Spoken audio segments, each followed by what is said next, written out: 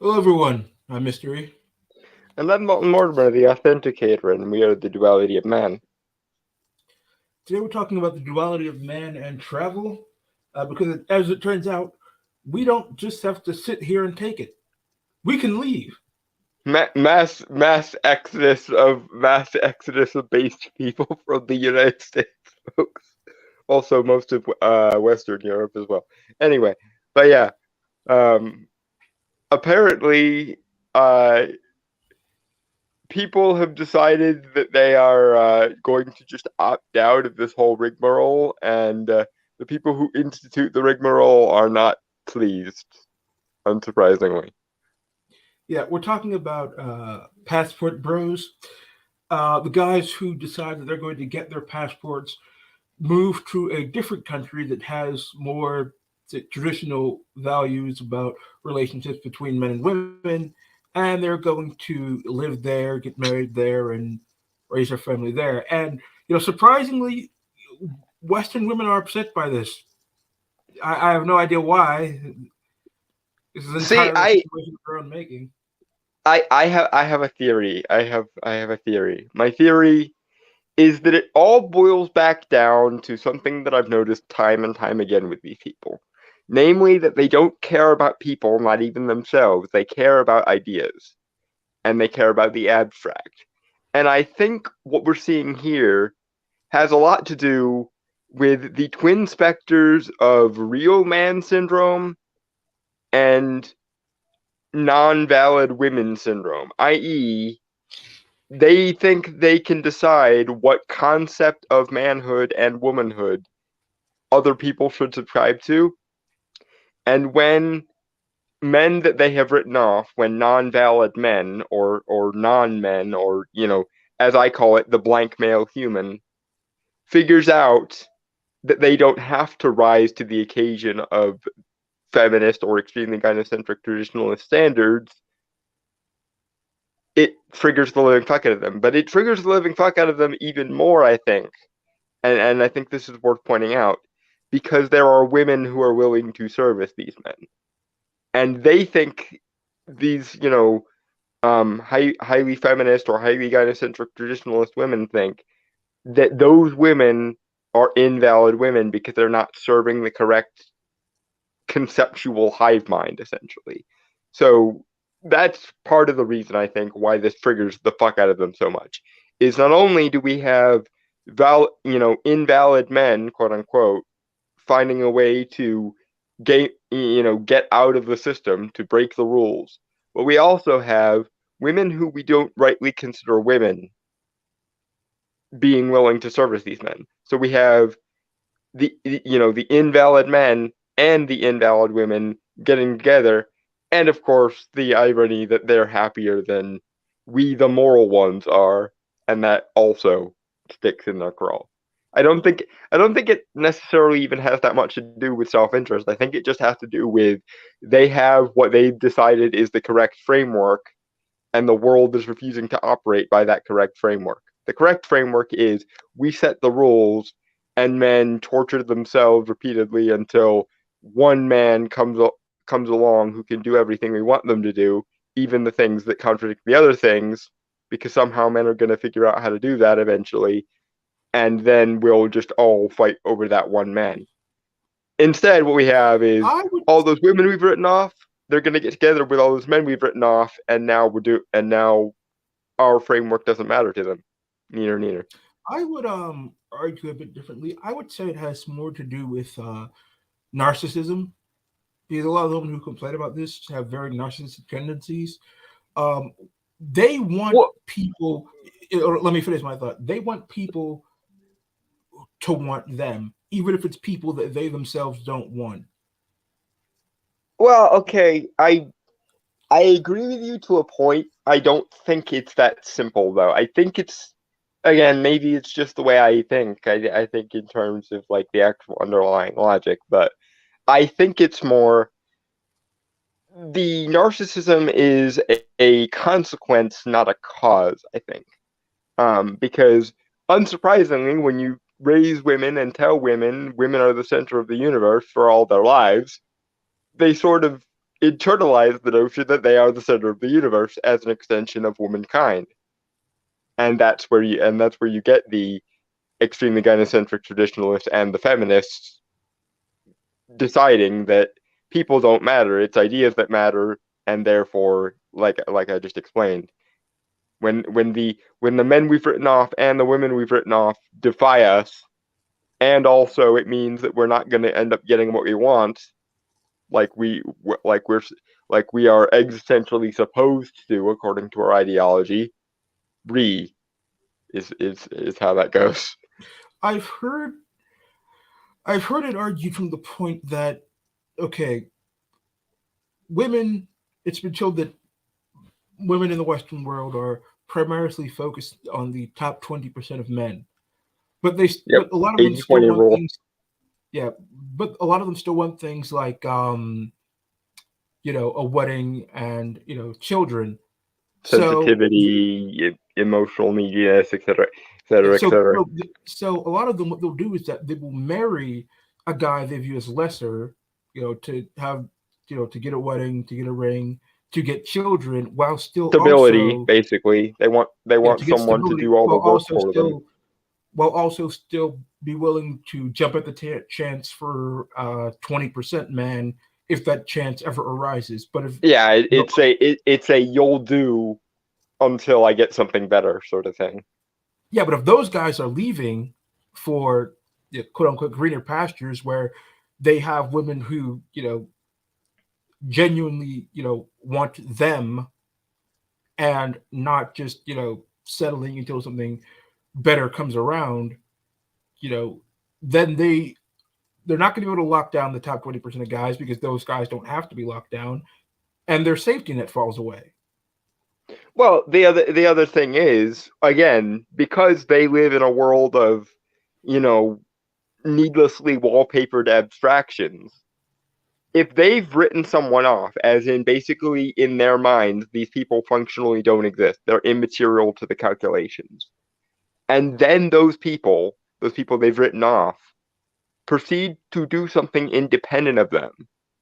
That is the universe, that is empirical reality defying their conception. As in, it's basically the adult version of peekaboo. It's I block my eyes so I can't see you, therefore you're not allowed to exist.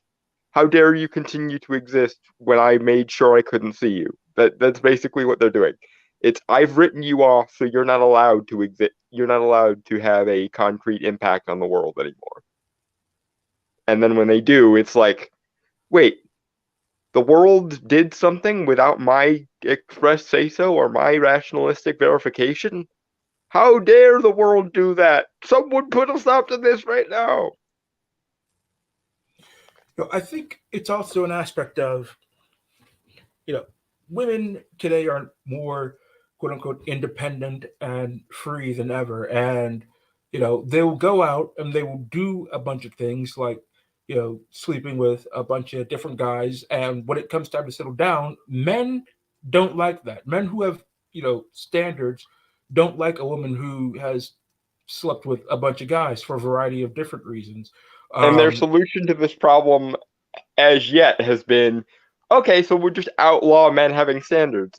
If men aren't allowed to have yeah, standards, this won't be a problem. yeah, men aren't allowed to have standards. Basically, they're saying, well, we're out here, we're a woman, you want a woman, so either take it or leave it. And now guys are saying that we We can are the leave it correct because there's people, an so you alternative will fall market in we line. can go to. Yeah. Yeah, And that's and there we go with the people who get triggered by that because of course, wait, you're not supposed to have a secondary option. And even if you had a secondary option, you're not supposed to go with those women. Those women are invalid because internalized misogyny and not womaning correctly. I Therefore, also think read. think it's because women that these guys are going for have a lot of things that the modern Western woman lacks, like femininity, family oriented, um, submission. These are all the things that modern women, reject Just pretty much they en have masse. they have a distaste for femininity, or at the very least they have a um distaste for that femininity being tethered to anything. Whereas East European women are like, but wait, aren't we a social species who wants to, interact with each other? And and a bunch of Western men are going, actually, yes, that makes perfect sense. Come here. And one interesting thing though is that whoever was watching these videos, one of the number one pieces of advice is do not bring your foreign wife back to the first world. If you're going to do this, you have to go over there and stay there. Because if you She'll bring her be she'll back to be the first world, deconverted. yeah, she will be converted. She will be corrupted by modern feminist ideology, and all the traits that you liked about her will disappear within the span of a year. Well, I don't even think it's that simple. I mean, that's the advice, obviously, but I think there's a missing point here, which is, and I'm drawing from sort of secondhand experience here because a mutual friend of ours, Anglantine, has some kind of experience with this, which is, I think one of the reasons you shouldn't ever bring your Frau waifu back over here is one of the things that makes Western men attractive over in Eastern Europe is the money goes further over in Eastern Europe or in Thailand or in wherever than it does here. Whereas if a East European or Asian woman comes over here and sees that literally everyone lives like that, she might fall victim to the same essentially spoiled for choice, I can have whatever I want, so why am I stuck with you thinking as the current crop of feminist and or extremely gynocentric traditionalist women. That's true. The dollar goes much farther in these places, and if you're able to, make your salary in America but live over there, like remote work or something, you could live a really good lifestyle If, on if basically you're an middle average if you're wage. middle class over here, you're rich over there is how that works. And again, I'm pulling partially from stuff that Englundine has mentioned with him and his excursions in Thailand when he and his wife were separated. How they assumed he was rich because he was he had money by Western standards, whereas over there they live below what we would consider a reasonable poverty line. And the thing is, a lot of these places they aren't as wealthy as, say, America or England, but they're not bad really. They just don't necessarily have as good infrastructure, and they don't necessarily have as much choice in products as we have over here. But thing is, if you're willing, to put up with it, you might struggle a little bit, but if you're willing to do that, you can still live a really good life. And I think one of the important things what is that when you take away the struggles of life, you get shit like modern feminism. Like modern feminism can only exist once most of the struggles of human beings have been solved. And I hate to bring up the point I brought up last week because it does sound incredibly sexist of me, but I'm gonna anyway. Male leisure time leads to things like the Renaissance, the Enlightenment, the Industrial and Scientific Revolutions, and of course the modern day electrical infrastructure. Female leisure time led to the temperance movement, uh, uh, Helen Lovejoy-esque family values, and modern day feminism. Maybe this is the only time I'm ever going to say something like this, but maybe we should put the women back in the sandwich mines and the baby mills. Maybe female leisure time isn't as good a thing as male leisure time is, and that is probably the most sexist thing I will ever say. But the data bears it out. God damn it! Yeah, to put it in terms of economy, women had a monopoly. Now an alternative is being presented, customers are going to the alternative, and the market is correcting itself. And therefore all of the stakeholders in the previous fucked up market are reeing and gnashing their teeth, which is also kind of what's happening slowly but surely in the entertainment market, funnily enough. The same entertainment market that has been corrupted by that very same, feministy social justice bullshit. It's funny how that works. It's almost like the people who were telling you the problems with feminism had a point or something, but we'll cross that bridge if and ever you get to it, I guess. The thing is, I, a I lot will of say it people by I who told you so, but I'm going to use that I told you so eventually. God damn it! a lot of women who say bought into feminism like put off having marriage and family until later off in life. Like they focus on their careers, like froze their eggs and that kind of thing. And the thing is, men already prefer younger women to older women. But if they can have younger women and also not have to deal with feminist ideology by going to somewhere else, the women who put off marriage are Yeah, doubly screwed. yeah. Older women who are nice and kind and nurturing at least have some sway. Older women who are deliberately ideologically and moralistically spiteful towards anything we would you know would say resembles happiness are just are just no go. Like do not pass go, do not collect anything at that point. Like being old is one thing. Being old and spiteful, no thanks. Yeah. First, this is just a net win for men. Like you get the type of woman that you want. You have a family. Your dollar goes farther, so you could like say spend half your salary on expenses and then bank the rest, Or so you can like live like a king do for a well for bit, which would retirement. be nice. Would you say? Or depending on how much money you make, you don't necessarily have to bank all of it. You could or bank half of it. You can bank a third of it and then live like a king.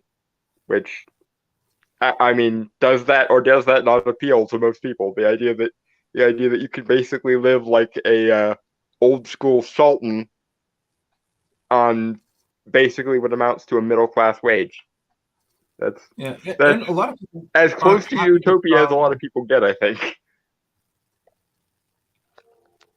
and a lot of people aren't happy with things like taxes and the way the culture's headed in America anyway. So this would be like, so if you're like sick of you know the direction of the country, you could leave. The only problem would be that you would if you live out of the country, you would have to pay, I think, both foreign and American taxes.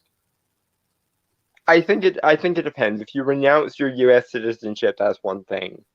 If you try to maintain dual citizenship, I think I don't think it's directly 1-to-1. I don't think you have to pay both. I think it's like half of one and half like it's half of whatever country you're coming from and half or no, it's all the taxes of the country you're in and like half of the one you came from. I think. Mm. The But in it IRS will follow you anywhere. but in any case, yeah, I'm reminded of that one episode of Batman the Animated Series where the Joker realizes he accidentally stole counterfeit money, and he's like, "I'm crazy enough to take on Batman, but the IRS, no, thank you." That's yeah, based Joker. I based Joker on that one, but yeah, it's also because I'm the guy that constantly brings up evolution and evolutionary psychology. It's also interesting from an evolutionary standpoint because a lot of these older women have lived past their like de facto natural fertility period. Now that can be counteracted with advancements in fertility technology, which if Western men were isolated, probably is what would happen. Eventually men would cater to women's wants and a lot of money would be invested in fertility technology and basically probably would end up undoing menopause. Unfortunately for those women who are banking on men will eventually get off their asses and give me the ability to do this whenever I want, um, because of those nasty internalized misogynist women that you don't like, um, instead of that, instead of going through the effort of reinventing fertility technology so you can give birth at any age, a lot of men are just like, but I can bang those girls over there, and they won't be feminist, and they won't be like obsessively gynocentric. Win. And as a result, just like the market will eventually correct itself, evolution can be a motherfucker, you know? Yeah, I know you don't like these podcasts, but on podcasts is like Fresh and Fit or the whatever podcast where they have panels of women on. They ask them many times, what do you bring to the table? And usually the women can't answer this beyond sex. Or they'll just say, I am the prize in and of myself, so fuck you, basically. Yeah, but when I watched a video by a YouTuber called Filipina P, she asked this to a group of Filipina women, and they said, I will take care of the house, I will cook, I will clean, I will give him children and take care of the children. I'll assist him in any way that I need. He's like, And every man sold. in earshot was like, sold, yeah. They heard the offer and they were just immediately like, sold, let's get married. I think it's like the women who are upset, they're shaming the guy. They're saying that the guys who do this Or basically immoral. basically want women who they can treat like slaves. I'm saying like, no, this is marriage. Like people have roles, people have their each have their own responsibilities, and like you each have to put something into it if it's going to work.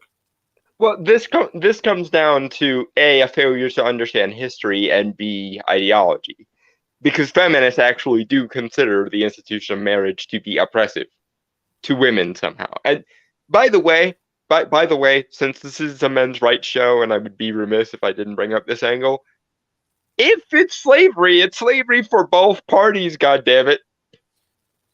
Like if that's truly where we want the ball to lie, feminist bullshitters, then why is it that you're perfectly fine confining men to this institution of slavery as you would define it? Why is it we always hear, the poor put upon victimized women, but we never, ever, so much as ever hear, should men be obliged to enslave themselves in this way? And I bring that up because if you're looking for a institution that resembles slavery in relation to marriage, men have like lifelong alimony if they get divorced, and the whole 18-year slavery contract that is, you know, raising a child whether I wanted it or not, whether it's mine or not, whether it was obtained under false pretenses or not. Like, if if marriage can be analogized to slavery, if in the current Western world, I think men have a stronger argument against this than you do.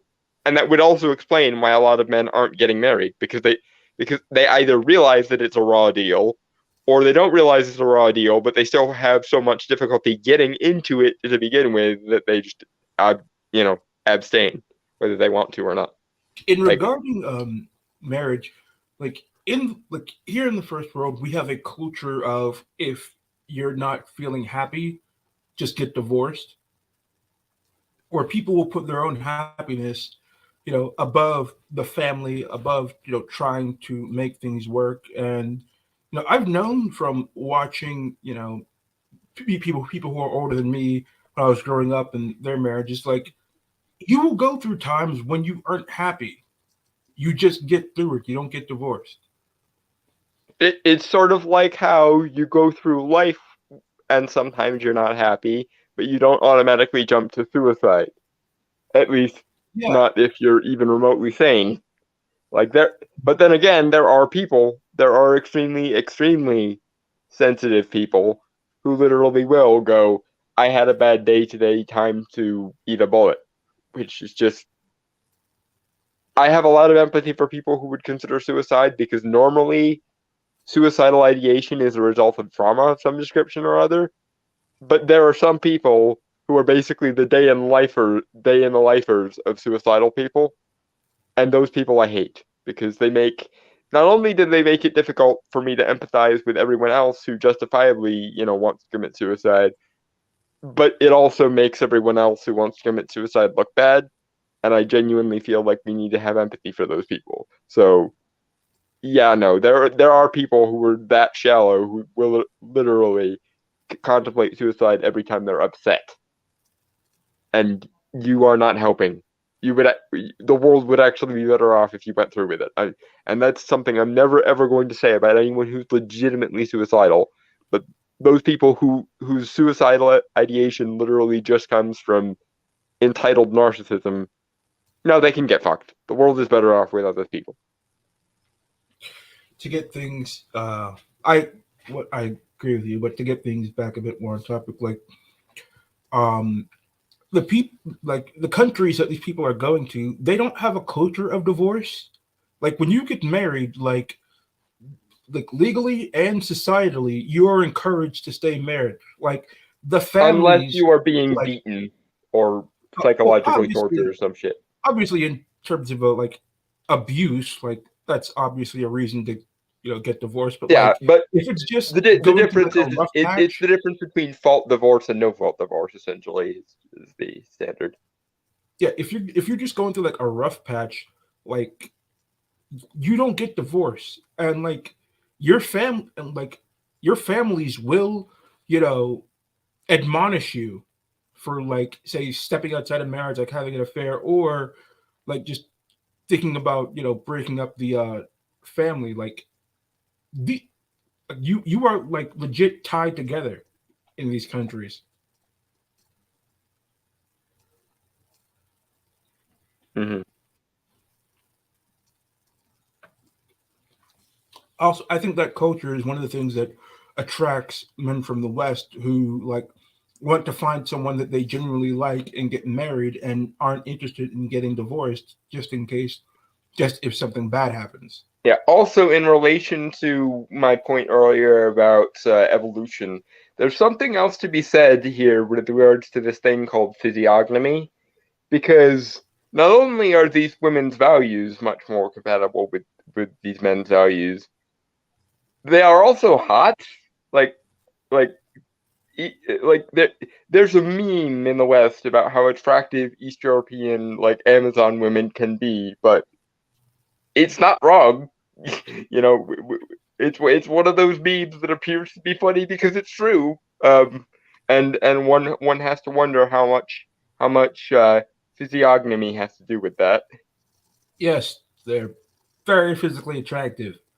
Also, the way they dress is it's attractive, but not in the way that Western women dress to be attractive. It's more subdued. It's more like a subtle attraction. It's grace. It's grace rather than lust, basically. I think is Yes, the best way of differentiating. yes. Western women dress in a way to evoke sexual desire and lust. Eastern women tend to embody grace and innocence, and that in and of itself is enough to be attractive usually. Like I And found and if the grace and innocence doesn't do it for you, there's the aforementioned. These women are like 4 inches taller from than average Western women. So but I saw a picture of a woman in traditional Eastern European clothing. I found it very attractive. I have no idea why, but it was, and she wasn't showing like very much. She was showing very little, in fact, but it was still like very attractive. pure. I think one of the things that Western women have lost in general, and again, hashtag not all, but in general, one of the things that Western women have lost, even as they try to take advantage of it, is the notion of genuine innocence. Like we all, like we all have the evolutionary holdover of women equals pure. That's why a lot of women get away with a lot of crimes they shouldn't get away with, or they wouldn't get away with if they were men. But many women, and in particular many feminists, go out of their way to invert the assumption of sort of female purity and female innocence, even as they take advantage of it often. Um, like we in the West have gotten very, very black pilled or very, very cynical in relation to women, because even something as simple as victimhood is now something that gets cynically weaponized all the frickin' live long time.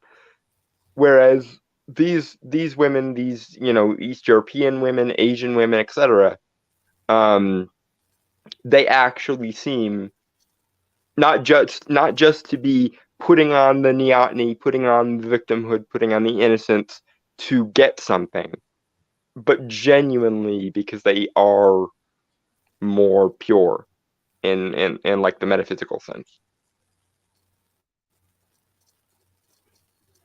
I mean, not to say that they're completely pure, but they're definitely it's definitely more pure than say. Relative, it's relative, obviously, but what I mean is they still seem to prioritize purity for its own sake to some degree, whereas a lot of extremely gynocentric women, your Tommy Lorenz and etc., or your feminist women like your Neve Sarkeesians and so forth, will literally go out of their way to spite the notion of purity and consider having to maintain some kind of personal purity as oppressive I was or a watching kind of this victimhood. podcast. Yeah, I was watching this podcast, whatever podcast. It's they touch on much of the same things as Fresh and Fit, but I think that you would find them more tolerable, Dalton. Mm. Um, they had this girl on there, 21, had 300 bodies, could not understand what was wrong with that. Um, would she? Okay, I'm not.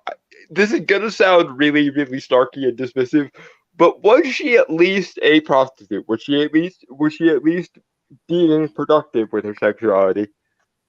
I don't believe she was a prostitute. I didn't watch the whole video. It was like 2 hours. Because that's the thing. I respect the shit out of prostitutes and sex workers because it's basically the root of capitalism fundamentally. Like, and we can tell this because they've done studies with monkeys and they've taught monkeys the concept of money. I believe it was capuchin monkeys because it's usually capuchin monkeys when they do these kind of researches. Um, but they taught capuchin monkeys the concept of money by way of these like food tokens. And one of the very first things they did with it was they used it as a status symbol to pay off female capuchins for sex, which says to me that prostitution may have inadvertently created the notion of capitalism, and that's good probably. But I got off topic here. But my point is that you can have a body count all you like, as long as you can demonstrate that you're being productive with it and engaging in the marketplace and making a living is a productive thing to do. So Well, here's the I have thing. Well, more respect for prostitutes than I do for people who just have oodles of sex for hedonism reasons. well, I'm not a fan of prostitution. There are ways to make money without prostitution, but the thing is that she could not understand what was Why wrong with anyone would having. have an issue with that, even hypothetically? Yeah. Yeah, she couldn't understand why people would have a problem with her having 300 bodies at the age of 21. And again, like I could almost squint and make that make sense if she were literally a prostitute. Like, You realized you had a skill, you realized you were desirable to the opposite sex, and you decided to market it. No problems with that from me, but to just do that for hedonism reasons, and I'm going to guess that she doesn't have children as a result of any of these encounters. I can only hope. Uh, but this is the thing. Again, being the stickler for evolution that I am, because I find it to be a glorious and rational system. Um, if you're gonna have sex with 300 guys, at least pull the female version of Genghis Khan and have 300 children, or have She'd have to be 300 years old, or right, but roughly. right, but okay, but like if you're gonna bang that many people and you don't have a single child to show for it, never mind being an evolutionary failure, you're being evolutionarily counterproductive.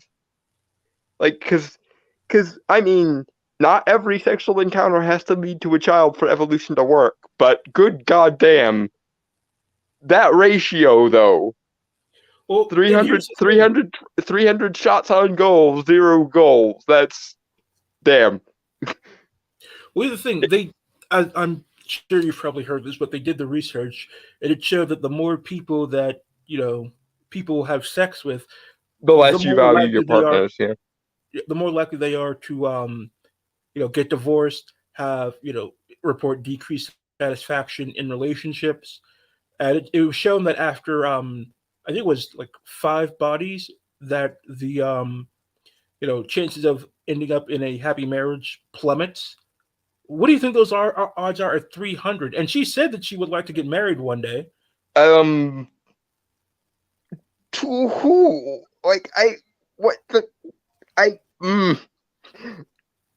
300 is just again like even if she had just 1 or 2 children, I would at least go, okay, she's done her bit to make sure she's not ejected from the gene pool.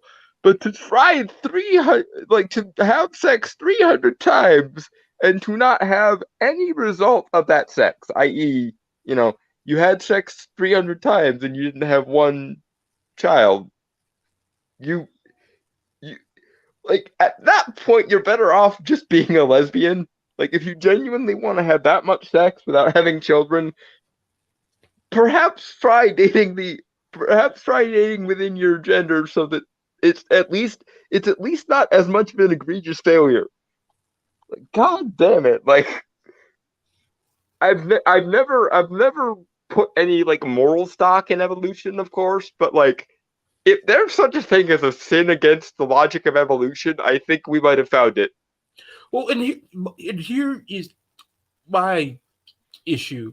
The thing is, like, you had sex with 300 guys. Did you not like any of those guys to be enough to be in a relationship with them? 300, and you Yeah, found no one that 300 you thought would be a tries good partner. And if and you no relationship to speak of. yeah, That's also a failure. and here's the thing: if you didn't like those guys, I mean, really like them, why on earth would you sleep with them? Or at least why on Yeah, earth would you sleep with 300 of them? like I I get it that not everyone saves sex and not everyone considers it the sacrosanct thing.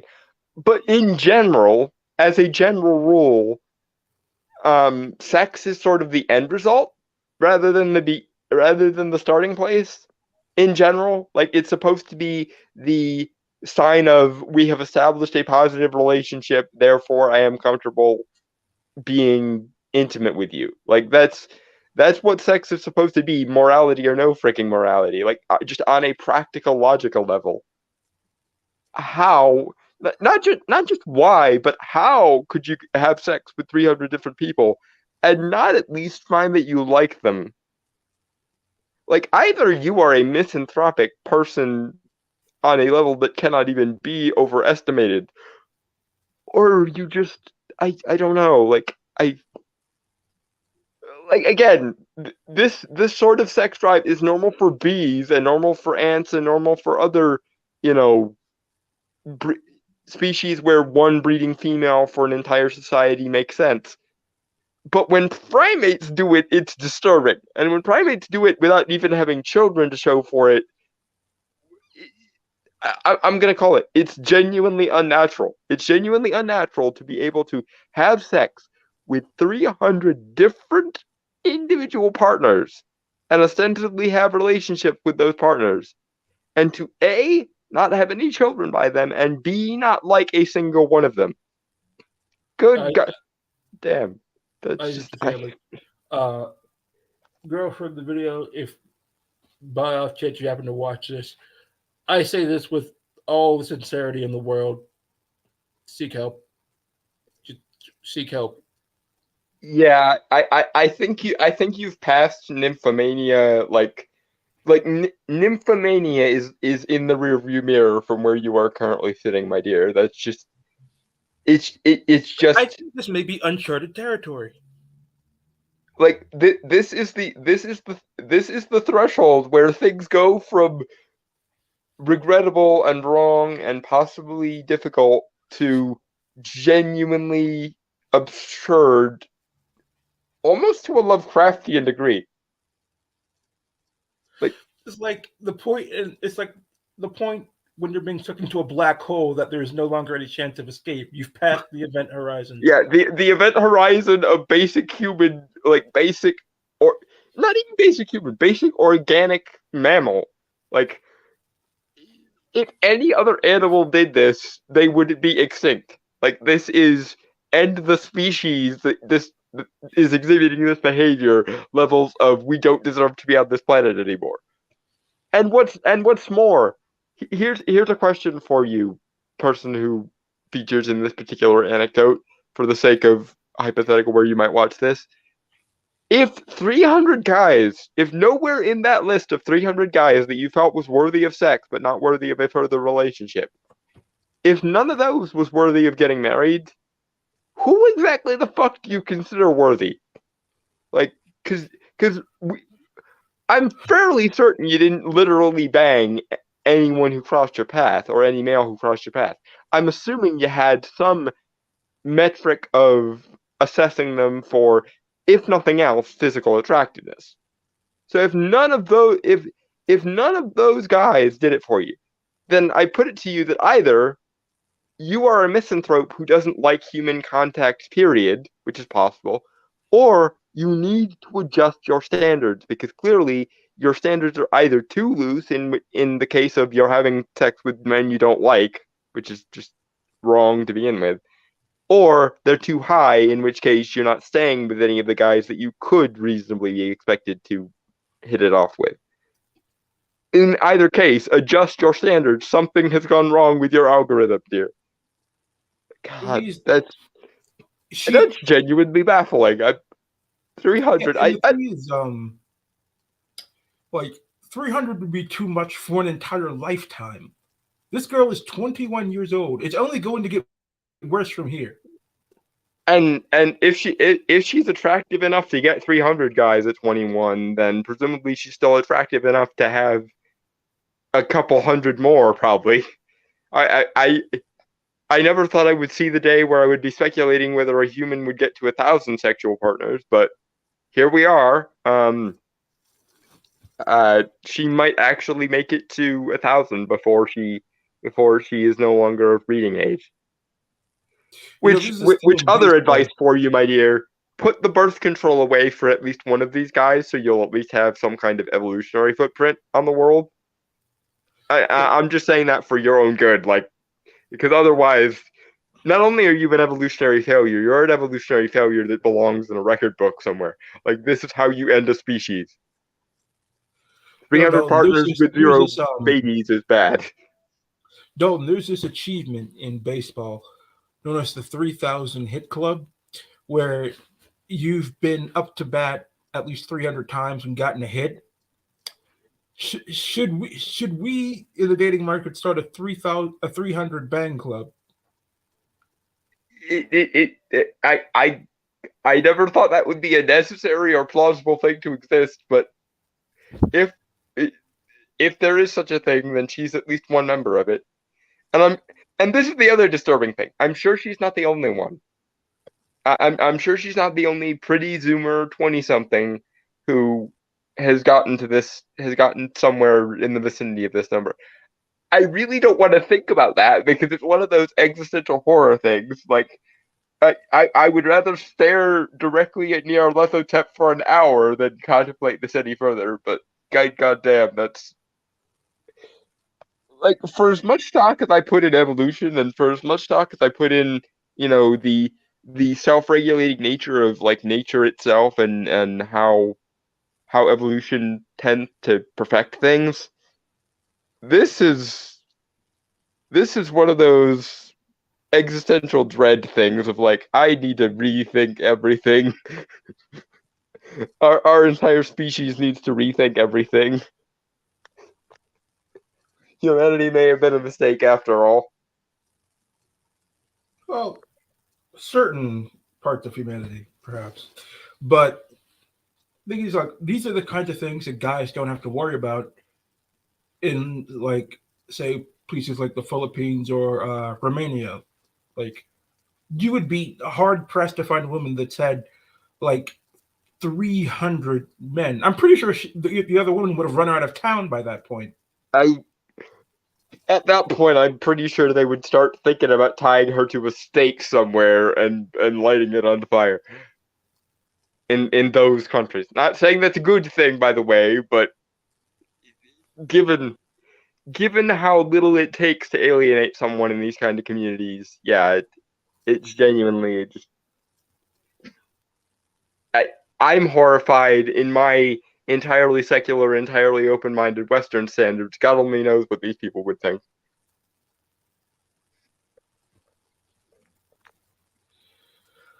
Ugh. Every day we stray further and further from the light of God. It's just like is this woman possessed by Lilith or something? Like that would actually make some kind of sense now to me. Like if the demon seductress Lilith decided to possess a 20-something, 300 would almost make sense. Like, are we absolutely sure we couldn't get this woman into an exorcist? I mean, despite the fact that she couldn't realize why what she did might, turn people off, for the disgust. Why she couldn't understand why people would be disgusted by that. I like 100 would be extreme, in my opinion. 150 gets into the realm of you're never going to be happy ever again. This person has 300. When does she sleep? Like, presumably she has to work or something to maintain some kind of lifestyle. And she's only 21, so either all of her free time since she was 13 has been devoted to sex, or she. Okay, okay, I can solve this. Maybe there have been times where she's had multiple partners at once. Maybe she's one of those people who prefers like I threesomes don't know and if that makes foursomes it and better or fivesomes. worse. Like I'm just thinking in terms of mathematical plausibility at this point because having several different iterations of like fivesomes or sixsomes makes a hell of a lot more sense than thinking about her going from one guy to one guy to one guy to one guy until she hits 300 at the age of 21. Like this is burgeoning on mathematical implausibility. It's genuinely bordering on Lovecraftian. I This is some mean, if she's, non-Euclidean math that I'm having to do here. I mean, if she's 21 and she started, let's be generous, at 18, that's 3 years. She would have had to have been the guy over 1,000 days, so that'd be roughly one every third day. I don't think this person waited until they were 18. I would I, I I would put tried. I tried to I be would put generous. money on that actually. I tried to be generous. I'm betting more like 15 would be my guess. At least I really hope so because Again, I'd have to redo the math if, if she actually did wait for 18. And here's the thing, Dalton.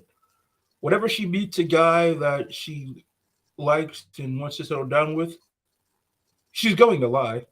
She's not going to tell that person the truth so that he can make an informed decision. She's going to lie about how many people she slept with, and that poor son of a bitch is going to have no idea what he's walking into.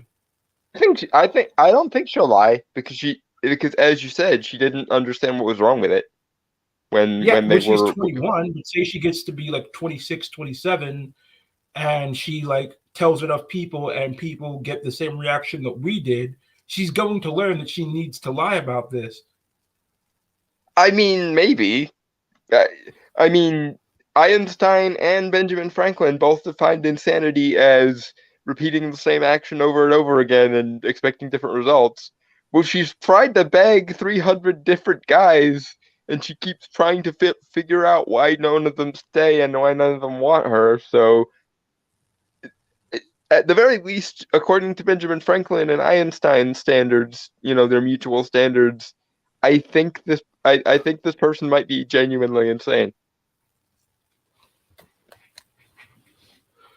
I At mean, least I really hope so, because I don't want to deal with the existential horror of the idea that an entirely sane, entirely possessed faculty person would do this.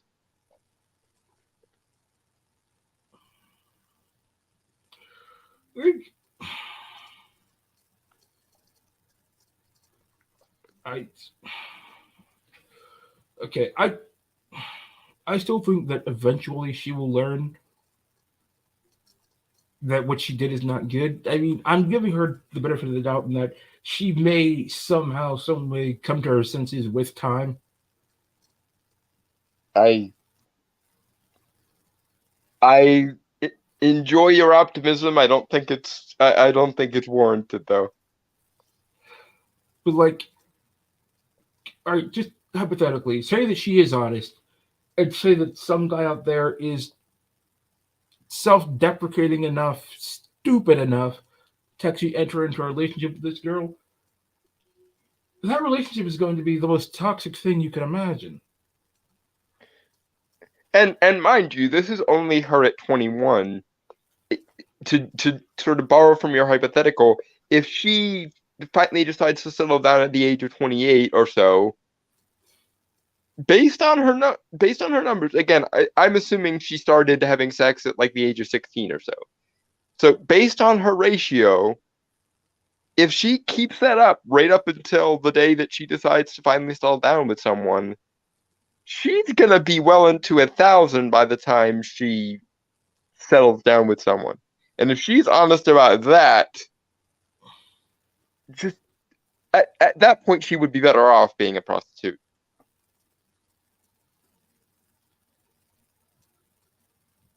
I mean, I don't know. The thing is, even prostitutes usually have like a pool of regular customers. I don't think they're up to 300. Yeah, this is why this is disturbing. Like, even if she was doing it professionally, she could not accumulate as many partners from the ages of any reasonable sexual maturity and 21. Unless, of course, she was abused as a child, which actually would fill in a couple of the blanks here, unfortunately. Really hope that's not the case. Really hope this is just some weird fluke. But nymphomania and sexual addiction tend to be one of the potential hallmarks for early childhood abuse. So that would make more rational sense, but it would also make it a lot darker. Thing is, even the other girls on the podcast, they didn't have as many bodies as she did, but they were still defending her actions. Like they were still saying that she had done nothing wrong, which in and of I itself is mildly disturbing. she's okay, but girls, she's she she breaks any sort of rational standard for evolution, for like human interaction, for simple mathematics. Like I'm genuinely sitting here trying to calculate in my brain how you could parse the free time that someone would have with that number of partners, and the only conclusion I can come to is that she likes multiple partners. Like she likes having foursomes and fivesomes and sixsomes. That would make sense.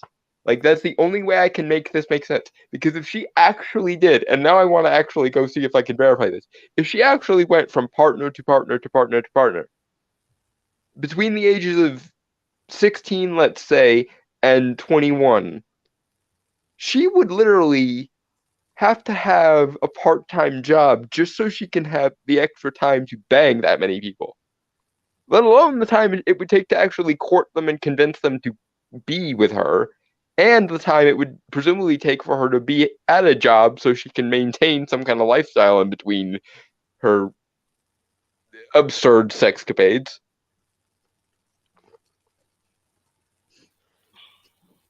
It's just, this is the kind of thing that the upcoming generation is getting onto. I don't know where we go as a society.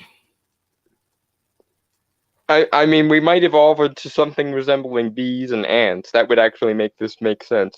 If we only had one breeding female in an entire city's worth of people, this would almost make sense. I don't think human beings have evolved into brood creatures. No, but either brood or back to tournament model. That's where this kind of thing will actually no. That this kind of behavior won't lead us there. It would lead us there if this person actually wasn't an evolutionary failure, i.e., if some percentage of these sexcapades resulted in children and therefore passed her genes on, that would somewhat worry me. And yay, now I'm back into vaguely positive territory because I realize that the good news is that these people will end up dying off and essentially um de- they will eject themselves from the gene pool. If we didn't have abortion, if we didn't have, birth control, I'd be worried because this could genuinely fuck up human evolution. But fortunately, it seems like because these people don't prioritize the results of sex, they just prioritize the sex. These people will have 300 partners and not have a single offspring, and therefore evolution will basically just eject them.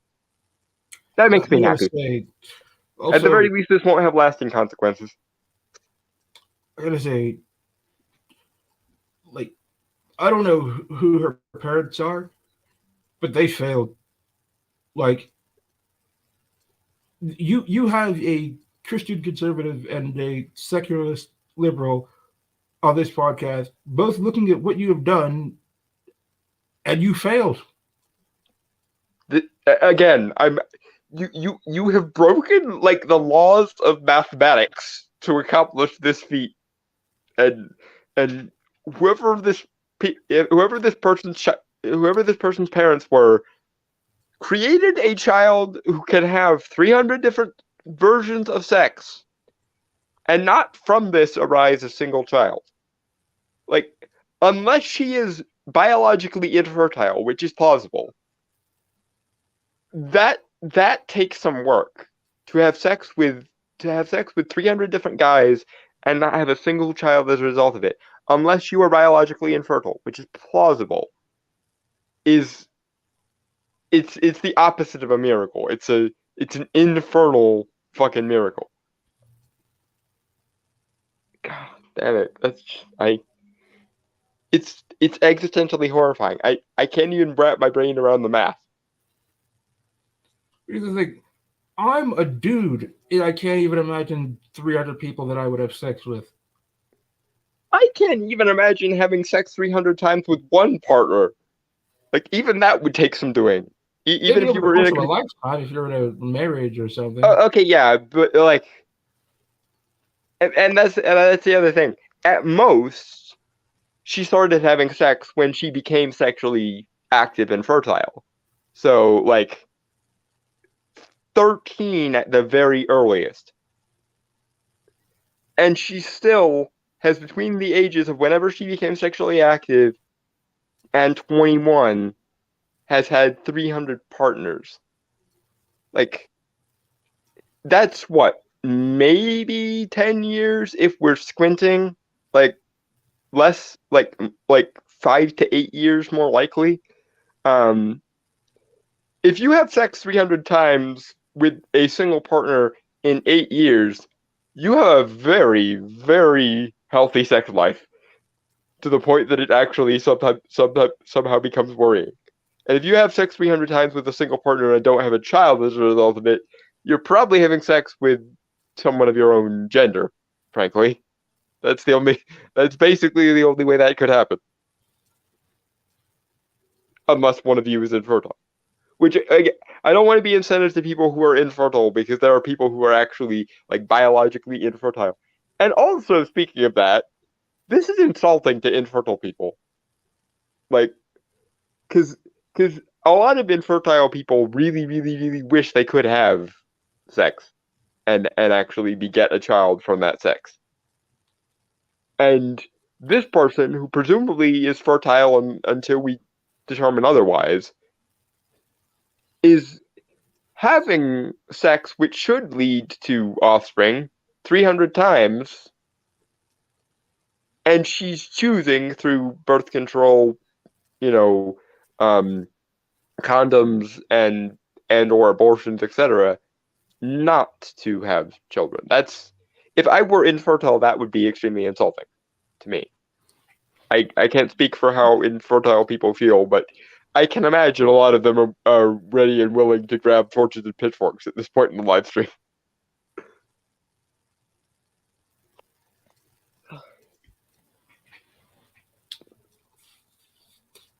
Let's step away from this abyss before one of us throws ourselves down it. Uh, God damn it. So, like, all right, let me ask you: if you were to, like, if you were to go overseas in order to find a relationship, where would you go? Probably Holland, because Holland has the tallest people per capita, and they're of like Viking descent, so Holland probably for me. Bearing in mind that I'm gay and I like dudes, so that's why I choose Holland. Although the same is true of the women in Holland, so one can. I'm sure there are many men who would love to have basically Sigmund Guard from the Dresden Files as their significant other, and I would be right there with you. Except I would be going for the male version. I'd be going for, again, to call back to Dresden. I'd probably be looking for someone like Hendrix or Sonya. I would probably go maybe the Philippines or maybe Thailand or possibly Romania. Yeah, it's Be it's somewhere in it's this. gonna be it's gonna be sad when all the Americans and a certain percentage of the, like, people in the British Isles and France end up emigrating to Romania for these reasons. Well, I've heard Like, the Philippines is really good for black guys, so that would help me a lot. mhm. But yeah, it just seems like like I don't.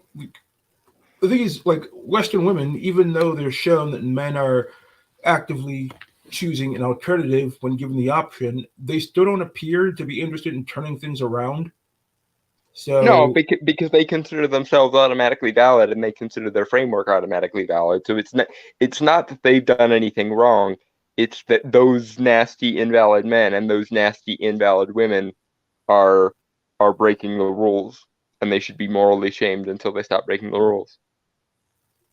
It doesn't even occur to them that they don't have moral sway over those people. Like, that's the thing with people who are extremely moralistic and extremely authoritarian. They can't bring themselves to imagine there are people who don't belong, that don't belong under their moral sway, under their thumb.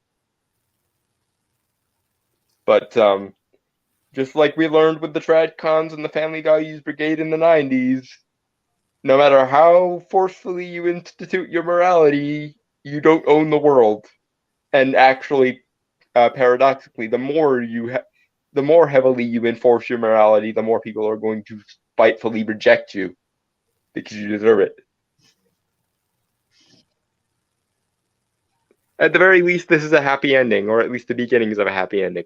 And again, as someone who cares about evolution, I support this because it means feminism and or like heavily traditionalistic gynocentrism will be deselected from the gene pool Yeah, eventually. I mean, the next the next couple of years, probably like 4 or 5 years, like if I'm able to get a remote from work position where I can make a decent living, I'm gone. I see. I mean, I would miss my family, of course, but like from the perspective of wanting to build my own family, I see no benefit in staying versus leaving. Yeah, and if I can talk about the version of this that doesn't even require women, because of course I'm speaking as a gay guy, but I would actually consider moving to somewhere like Holland to find a man, because here's the thing.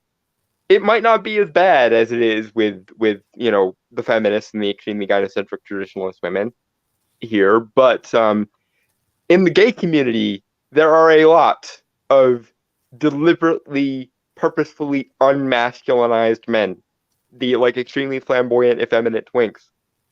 And as someone who is a bottom for all intents and purposes, and who wants an actual man, partic- particularly a very masculine, very tall, very muscular one, I'd be willing to do the gay version of this, both for what we could call, for rhetoric's sake, science, but also because there aren't that many hypermasculine gay men, or at the very least, they're not encouraged in this society. So I'm gonna go to Holland. I'm gonna find myself someone who's like 6'7" and 300 pounds, and so on and so forth. And I'm gonna be I'd be a very happy person at that point.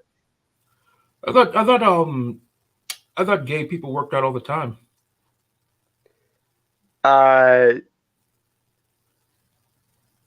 Not really. Okay, it depends. It depends on there are gym bros and so forth in the gay community, but for every one of them, you get 1,000 of the effeminate twinks that I can't even tolerate the voices of. So, plus, again, I like my guys tall, so I I I'd be better off going to the place where they're the tallest on record per country, and also they're Viking descended, because those Viking genes, man, I tell you what, they still work. So, do you have any last thoughts on the passport bros situation? Um, for rhetoric's sake, they're doing God's work and or evolution's work, and therefore I can only say, if you have the resources to pull this off, give it a go. It's you're doing your bit for the species, my friends. Deselect the shit out of these feminist and gynocentric bullshit. Like, seriously. Yeah, I absolutely agree, gentlemen. Get your passports, and I'll see you there eventually. Yeah, gentlemen, to the starting line on the race to save humanity. All right, everybody. I have been Mr. E. I've been Dalton Mortimer, the Authenticator. We have been the Duality of Man. Cheers, guys. Happy travels. Bye, everybody. Godspeed.